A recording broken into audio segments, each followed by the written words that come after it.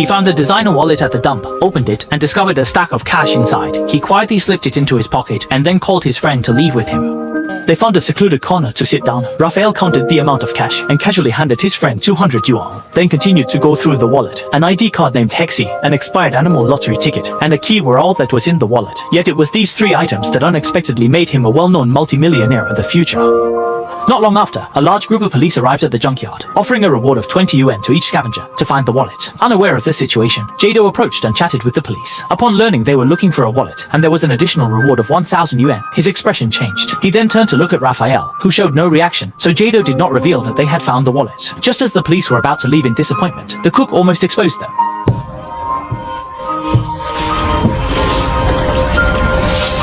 But fortunately, the police just glanced with slight suspicion and then turned to leave. In the evening, Jado suggested turning in the wallet to claim the 1,000 yuan reward, but Raphael disagreed. There were only a few $100 in the wallet, yet the police offered 1,000. Clearly they wanted something else. Besides, if the police could offer 1,000 today, they might raise it to 2,000 tomorrow. In any case, now is not the right time to hand it over. Worried that the police might search the house, he decided to hide the wallet in a concealed place. They jumped into the filthy pool and walked all the way to the end of the sewer, where inside was the home of a skinny boy named Mouse. Because he was always smelly and had a disgusting skin disease, no one would come to search his place. However, Mouse immediately demanded a reward of 500 yuan, clearly having heard the news from the police. Raphael couldn't accept his exorbitant demand, and as he picked up the wallet and was about to leave, Mouse called out to him.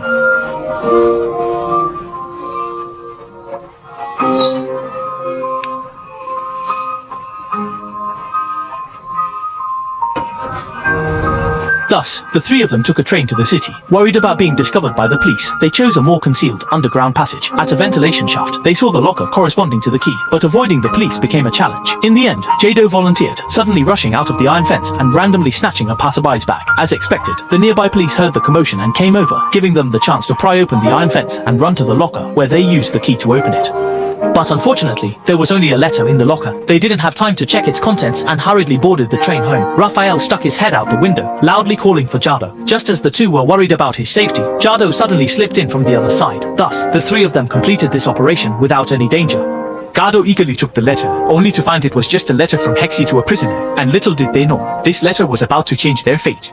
In order to find out why the police were interested in the letter, they quietly sneaked into the church and used the priest's computer to search the name on the letter. They discovered that the prisoner was a lawyer who specialized in representing the poor and was an activist against corruption. But unfortunately, he was later imprisoned by those in power. Meanwhile, the police gathered all the scavengers to search for the wallet, and Fred keenly noticed that the two kids who had talked to him earlier didn't come to work, which immediately made him suspicious.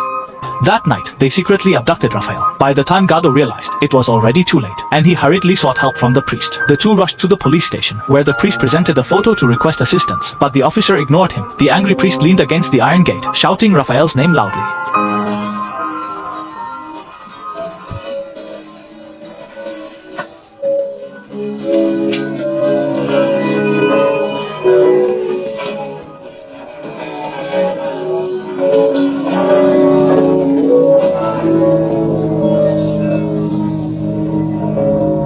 The two of them sat helplessly at the police station entrance, but what they didn't know was that Raphael was indeed not there. Fred had taken him to a deserted street, then had his men put a sack over him and threw him into the back seat. They floored the gas pedal, braking on the empty street, swerving left and right like a snake. Raphael's body was thrown back and forth repeatedly. By the time the police car stopped, he was already battered and bleeding. It was only then that Fred leisurely asked about the wallet.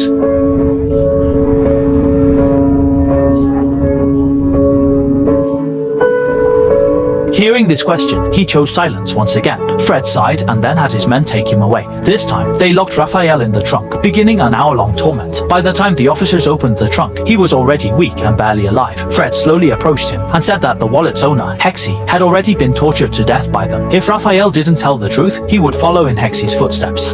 But he knew very well that if he mentioned the wallet project, his two partners would be implicated. At this point, Fred lost his patience and immediately ordered his men to get rid of him, while he himself drove away. The officer raised his gun, but the next second, he shot at the empty ground beside him. They ultimately couldn't bring themselves to kill a 14-year-old child. In this way, Raphael luckily escaped with his life. The next day, he was found by scavengers on the roadside, and they hurriedly carried him to the church. While the priest stitched his wounds, he hinted that if they found the wallet, they should hand it over while there was still a chance.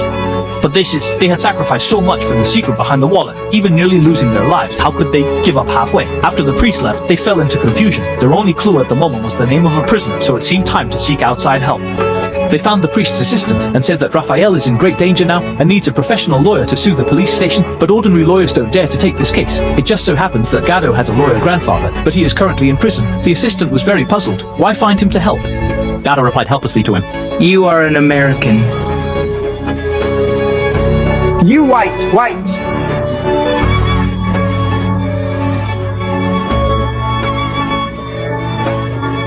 The assistant agreed to it.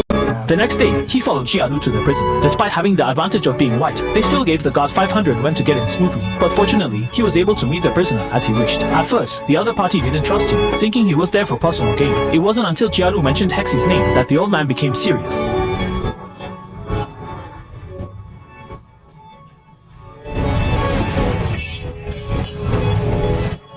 Follow me.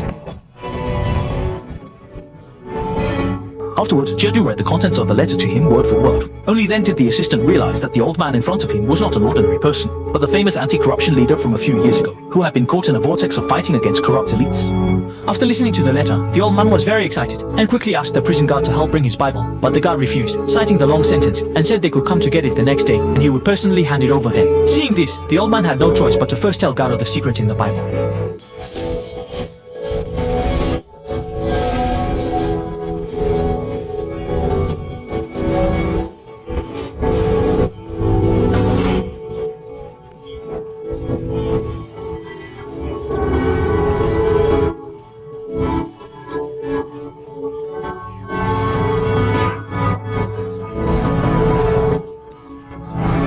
At the same time, Raphael and his companion also made significant progress. He was taking Mouse Brother to the city center. It turned out that during the torture last night, he accidentally heard the deputy mayor's name, clearly indicating that this incident was related to him. So the two sneaked into the deputy mayor's residence, trying to find some clues. Unexpectedly, as soon as they climbed into the yard, they were discovered by the butler.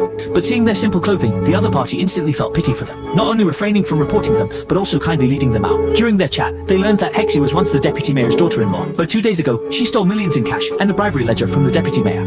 Afterward, he placed it in the refrigerator and had the movers take it away the next day, thus executing a perfect theft. In the evening, everyone discussed the next plan and realized that only by obtaining the Bible could they unravel the mystery and find the refrigerator. However, before Gato left, the prison guard demanded 1,000 yuan in exchange, which put everyone in a difficult position. They all looked at the assistant, but the assistant couldn't come up with that much money. He suggested recording their story first, then figuring out a solution. At this moment, the group was unaware that the deputy mayor had already received news of their visit to the prison. He quickly called Fred, telling him to deal with these kids immediately. Not long after, Raphael suddenly heard police sirens outside, and the three of them hurriedly fled. But unfortunately, the assistant was caught.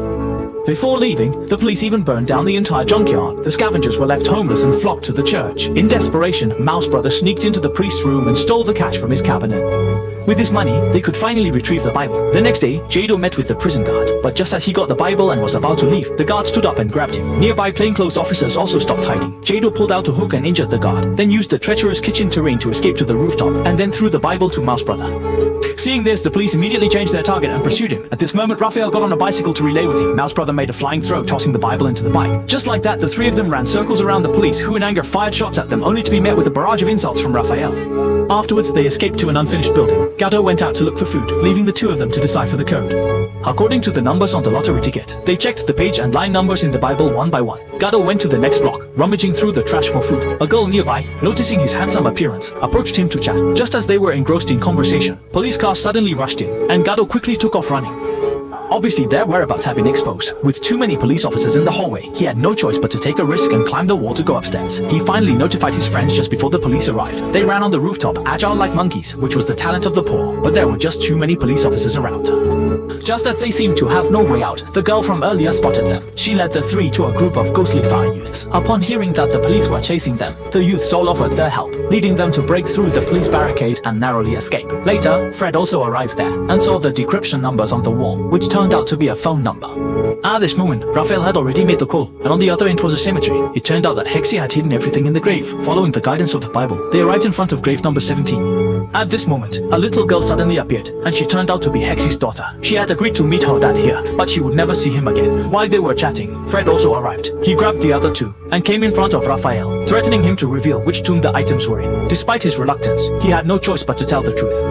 Then Fred ordered them to break the wall and dig up the grave. Soon the coffin was dragged out, and upon opening it, it was indeed filled with cash and bribery ledgers. He happily called the deputy mayor, stating that he found the ledgers, but the millions in cash were missing. Just as he was secretly feeling relieved, he didn't notice the girl had quietly sneaked up behind him. The girl picked up a stone chisel and struck his head. Raphael picked up the handgun from the ground and pressed it against her head. His companion urged him to shoot, and his hand started trembling uncontrollably. Although he was furious, in the end, he couldn't bring himself to do it. He punched the other person hard, then left the cemetery with the money. They threw the money bags into a garbage truck and returned to the place where they had lived for over 10 years. Their goal was to help the poor here turn their lives around. Raphael took 3 bags of money to the top of the hill and threw millions of dollars down the hill. The poor people, seeing this, immediately put down their work and scrambled to pick up the money. At this moment, Mouse Brother quietly went to the priest's room, returned 10 times the money he had stolen last time, and left the deputy mayor's bribery ledger. The priest and his assistant decided to publish these evil deeds online. Soon, major media outlets began to report on it, and countless citizens were worried about the safety of Raphael and the others, unaware that they had already taken the last bag of money to the seaside, starting a life of freedom that everyone envied.